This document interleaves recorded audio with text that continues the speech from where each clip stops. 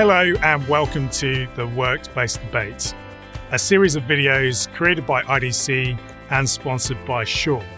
My name's Nathan Budd and I work as a consultant for IDC, and I've spent the last 20 years really understanding the impact of technology on organizations. Hi, my name's Mick Heys and I head up IDC's research into the workplace of the future. Across this series of videos, we're going to be exploring the role of quality audio on the modern workplace. And if you want to find out more, then click on the links below to explore more of our reports and understand the subject in a lot more detail.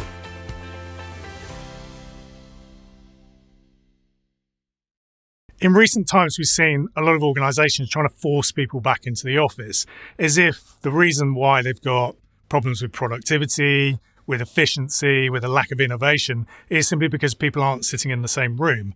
And that doesn't really add up. It's the employers that are driving it. What we're seeing is kind of an erosion in trust over time. So when we had to send everybody home, the number one concern of employers was home worker productivity. We move forward 6 months. The number two benefit of home working, reported by employers, was increased productivity. Number one benefit, of course, was health. And now, as we move forward, what we're seeing is that trust eroding. It's about 40% of employers are concerned about the productivity of home workers, and they're thinking, okay, we need to start getting them back into the office. The employees, however, they've kind of learned differently. If they're not commuting 5 days a week, on average, they're saving 8%. That's like an 8% pay rise. They've got more flexibility. So we're seeing easily the majority of workers want flexible working, 96%. So that difference, that idea that the employers want the employees back more than the employees want to go back, that's what we call the great mismatch. The long-term trend is a decline in office occupancy. What we've seen is a recovery, kind of a readjustment from the pandemic, but that occupancy is peaking this year. You really get a sense that the modern office has fallen behind. In fact, something like the open plan office, you've got to question whether that did actually work. Did it create a culture of collaboration? Or was it simply a lot of people sitting in the same room in cubicles, not actually interacting with each other? Open plans started in Germany in the 50s, but it was in the 60s that Herman Miller introduced the Action Office. That was a really nice piece of furniture, actually, but we would recognise it now as a cubicle. And that kind of morphed into the cubicle farms of the 80s that nobody really liked. Employees hated them, finance liked them. Because it saved money. But that's not what we're talking about when we're talking about the office of the future. That's not what we're talking about when we're thinking about an optimized, flexible space. We need a building that's got dedicated zones for different types of work, for collaboration, meeting rooms, huddle rooms. It's got concentration rooms, focus places where people can just quietly get on with work. And so we're really looking for a flexible, adaptable, manageable, predictable space that we can constantly optimize. And that's what we mean by the future office. You really have to think about what is the purpose of a modern office in the sense of what's the purpose of a modern organization.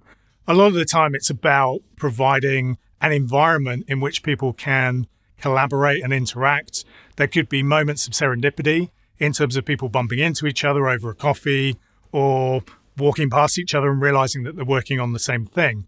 But you also have to think about the strategic objectives of the organization and how that relates to the way in which people interact, not just within the office environment itself, but those people that may be remote or flexible or at home or potentially working in wider parts of the organization or your ecosystem.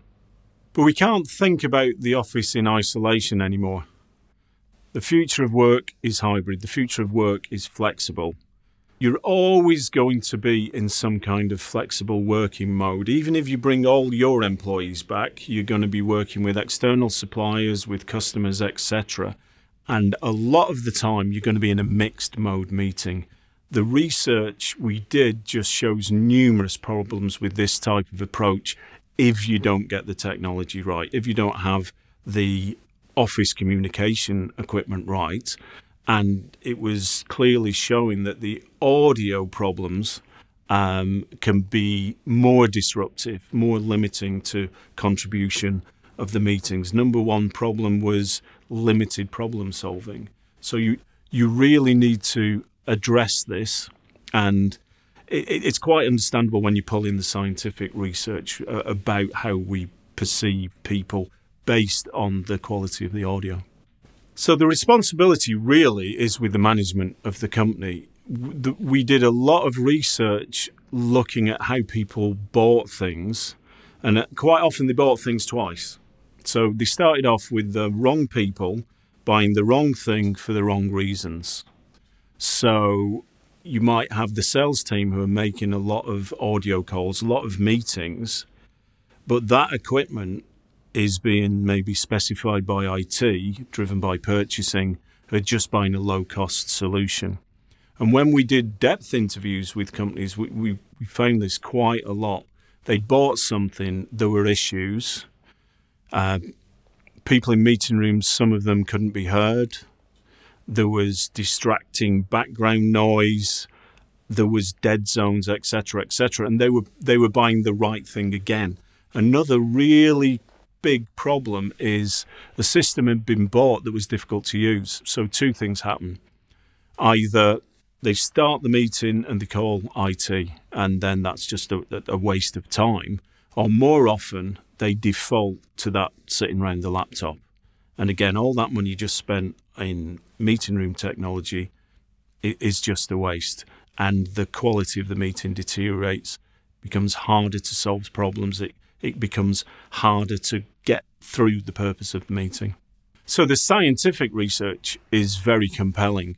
The key paper is by Newman and Swartz. They played audio tracks of different quality to people to judge perception, and they tweaked them, and some really remarkable results. But the conclusion is that audio quality is correlated to trustworthiness, to perception of intelligence, and also to how people perceive the importance of what's being said.